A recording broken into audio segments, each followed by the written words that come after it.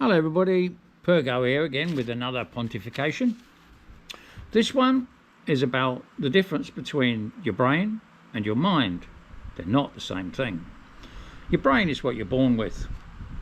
So it's how you process stuff. If you think of your brain as a computer hard drive with lots of files in it, what you're born with are the ones that I would like to refer to as ROM.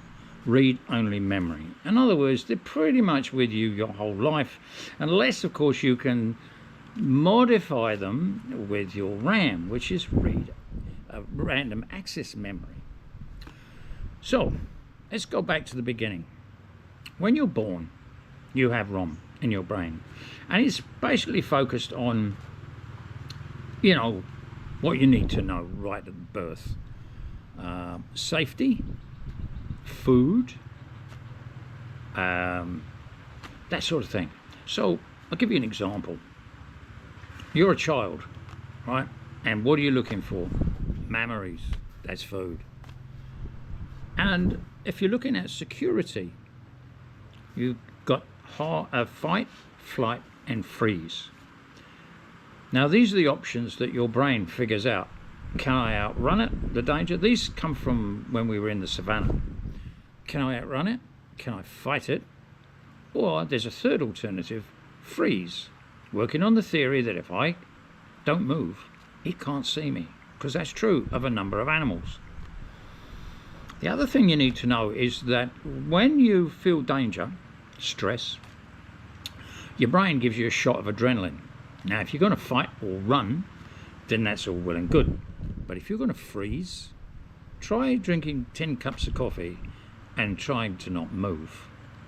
You'll figure out why that's not going to work very well. So another few points. We hear about nature and nurture. Well, nature is what you're born with. Nurture is what you achieve over time. So you could be twins and you come in with the same structure in your brain, but you might be split up or adopted, in which case there is the environment, which is nurture.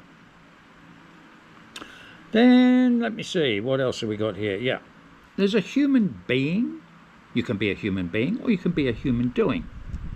Human being is where you're connected to your mind. A human doing, you're connected to your brain because you don't do much thinking. And that's the thing about the mind. The mind is something you develop over time, but you need space and no stress and a feeling of tranquility, if you like, so you can develop your mind. Now here's a time that you can tell whether you're stuck with your brain or you've got a mind. Let's say you're in traffic and someone cuts you off.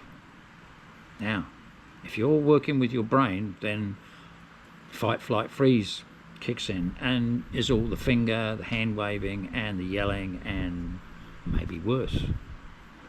If it's your mind that's operating, you simply let the person in, and you decide that 10 seconds or 20 seconds later where you were going doesn't matter that much. Okay, so now I'm going to talk a little bit about Maslow. Now, Maslow created what is called a pyramid of needs. Some people called it a pyramid of motivations. And what it meant was, at the bottom, when you're looking at the base, where you're talking about security, for example. If you're living in a neighbourhood that's a little bit on the dodgy side, you put a fence around it and you think, that's okay. If someone comes along and tries to sell you on a tower with a machine gun post on the top of it, you're going to say, don't need that. So that's then you go further up Maslow, right? And then you get to close to the top of Maslow, or even right at the top of Maslow. And what does he say up there? What is the biggest motivation for people once you've got everything else sorted out? It's called esprit de corps. And for those of you who don't speak French, it means part of the team. And that, my friends, is the biggest motivator in life. And that is the end of this episode. And I'll see you another day.